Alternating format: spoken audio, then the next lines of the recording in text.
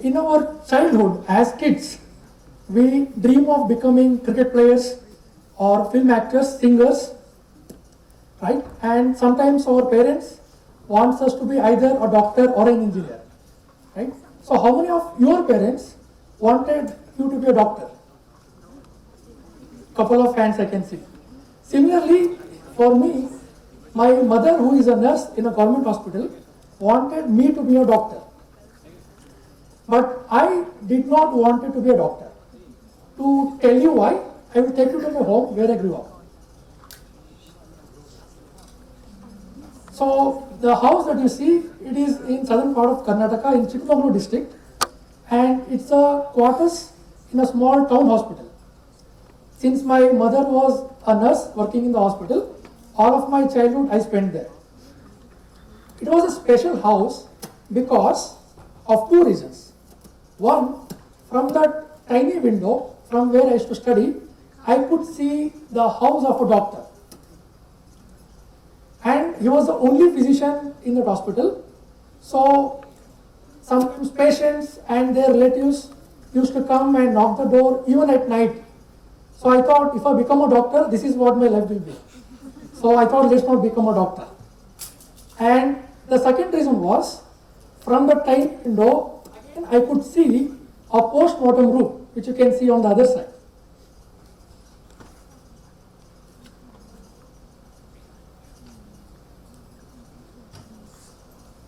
And sometimes if there is any sudden accident or death, and if the doctor is not available for post-mortem, they used to keep the body outside.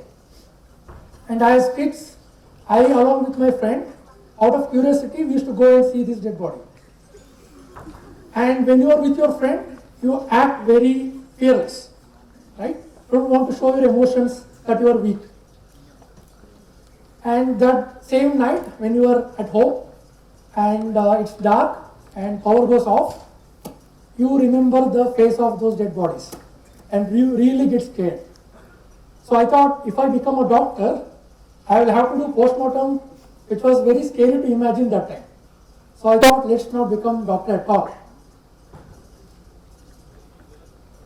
What I also had noted was, there was someone who was crying in front of those dead bodies, because someone had lost their father, someone had lost their husband or son. But I thought, only doctors can do something. I can't do anything. I was running away from the problem. Then life happened. I became an engineer. I moved from the small town to Mumbai to work in a MNC as an engineer. But my mother, who still was in the same hospital, when we used to have a call, she used to tell that there are less number of doctors in tier 2, tier 3 towns, and sometimes because of lack of infrastructure, sometimes the patient died. And I got the question again, whether I can do something. And I was not having the answer with me that time. Later, I was doing an online course and I met a curious geek. So he is Tapas. When I met him, I went to his house and I could see electronics across his house. It's there in his dining table, in everywhere. So I was very surprised to see. Also, he had some unique way of bringing people around his house just by using 2 wires. If you ask how, he actually wanted to measure the voltage across the supply. And while doing so, he was using a multimeter in current setting. And there was boom, a blast. So people surrounding his house came to him to ask what he has done. But he didn't get discouraged from this. He became a safety conscious person. Later, me and Tapas became good friends. We started working on multiple prototypes, like a ECG prototype, and hooking up Arduino, using Arduino and some breadboards, you can do something, right? So we used to do that, not of any much value, but it was fun for us. There was no guidance about to build something. Later, we got to know that there was a hackathon in IIT Bombay, and we went to the hackathon. So in the hackathon, they had given us a problem of transfer of heart and lung sounds from one place to another in a health ATM. ATMs you have seen where you go and can draw money, right? Similarly, there are health ATMs where a patient will go and with the assistance of a nurse, he can connect to the doctor. So the problem they are trying to bridge is India has less number of doctors in tier 2, tier 3 places. By placing these kind of machines using telemedicine, they want to solve this problem. They wanted some device to capture and transfer heart and lung sounds from one place to another. That was the problem statement given to us. In the hackathon, professor gave us the framework of developing a medical device. Define, develop, deliver, deploy.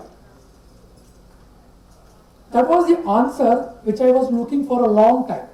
That being not a doctor, being an engineer, can you do something about healthcare? And I got the answer that you can actually develop medical devices potentially to save life. And in the event we developed the prototype, at the end it worked, we could transfer sounds from one place to another. Then the question was, we were comfortable in our jobs, what next? Me and Tapas, we left our job and joined the lab full time to work on the product. In the early time in Betic, what we used to do was, as raw engineers, we just try to build something before even understanding the problem. So professor saw that and he made us not to touch any electronics or to do any code for a couple of months until we really understand what is the problem. And one learning here is, you need guidance, you need mentors. So when you require help, it is better to go and ask. You will find someone to help. So we went on to meet multiple stakeholders in government hospital, in private hospital, medical students, and after meeting many of them, what we really understood was there are less number of doctors in India. Not just that, there are very low number of specialist doctors like cardiologists and pulmonologists. And in primary level, the healthcare infrastructure is still need lot of upgrades. Because of this, patient doesn't get detected at the early stage of the disease, finally ends up in bigger hospitals and creates lot of burden to doctors there. To give an example, there is a joke in one of the medical college saying that the cardiologists there have vitamin E deficiency because they are not even able to come out and get some sunlight. And one more example is of my friend who did his MBBS in a premier institute. Later, in his first attempt, he actually joined top medical college for his post-graduation. And I met him in his first year. He looked very depressed. And I asked him what happened. He said there is so much load, patient just gets referred and they just land up in this hospital. They will not go back to a different hospital. Either they will go as a dead body or recover. So I felt very bad.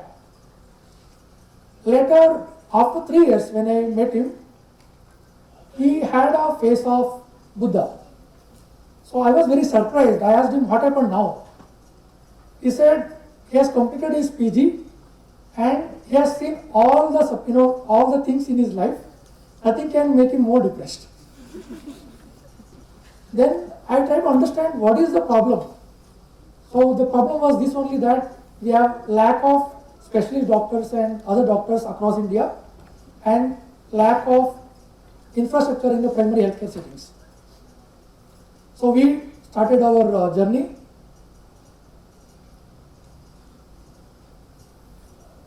By understanding a 200-year-old technology, a doctor uses till now to listen to heart and lung sounds. The history is very funny. Dr. Lenec, a French physician, wanted to listen to sounds, but that time the doctor used to keep their ears directly on the body of the patient, and it was very uncomfortable for him. So he just rolled up a paper and tried to listen using that. Till now, the principle remains same. Nothing much have changed. So we started to work on that. So we made the first prototype wherein we could capture the sound, take it to a laptop and do processing. One biggest understanding we got from this is when we wanted to get feedback from the doctor, and the doctor was traveling somewhere, so he said we can meet him in the railway station in Mumbai. The station name is CST station. So we went there, and Tapas was very eager to get feedback. So he opened that, that's a SMPS outer casing, okay. So he opened that, and he was very much eager to show it to doctor. And people surrounding us looked very suspicious. They thought that is something else, because that's where the terrorist had attacked a couple of years ago. What it showed was the look and feel of a medical device is very important. Not just that, you need to really get to know perspective from different stakeholders about what you are trying to solve. So we learned that lesson, and we made the product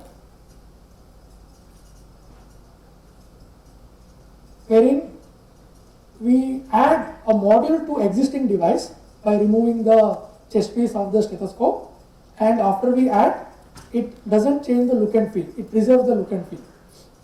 Why it is important is because even now also, if you see ad of toothpaste, doctors identifies himself with the stethoscope. So patient has the mindset, if you are not wearing a stethoscope, you are not a doctor. That's why we didn't change the look and feel, we preserved as it is. After we do this, what is the benefit? The sounds can be enhanced. You see, you can listen to different songs with different amplification. We can do all those things here now. We can amplify it, we can record it, we can analyze it. Not just that, we can share the data from one place to another place in real time, like how we do a WhatsApp video call. And we deployed our solution to the company which had given the problem in the hackathon. If you really look at what is the heart sound, the first heart sound is my heart sound, which plays like lub, dub, which you have heard in any movie. And if you see what is the problem in heart sounds, the second one is from a 6-year-old boy who was having a hole in his heart, technically congenital heart disease. And if you listen to that, it comes lub, dub, dub. There is abnormality. Now we are trying to develop more algorithms to identify the abnormalities. We started our first step, taking some courage, and being copied with the company, got a couple of grants, and we formed a team. Now we are 25 team strong. And one more learning here is diversity is very important. You can't do everything, you can't lead everything, you need to delegate to people. You need to have people who can be excellent at their work. Collectively, the team will be able to grow. To give an example, cricket everyone is aware of, right? Everyone follows cricket, right? So everyone knows who is Dhoni, right? So Dhoni is one of the greatest players.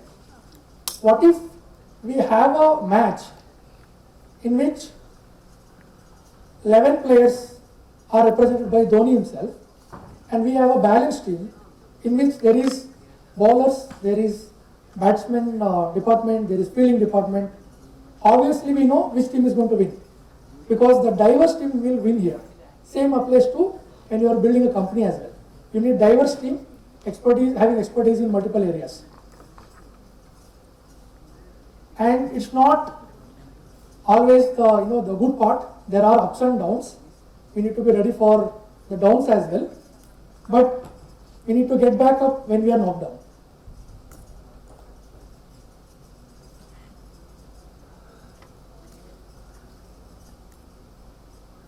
So this is my story and our story of IO devices. Now, whenever you see any challenge or any problem, don't run away from it. Try to face it, find a diverse team and solve the problem. Thank you.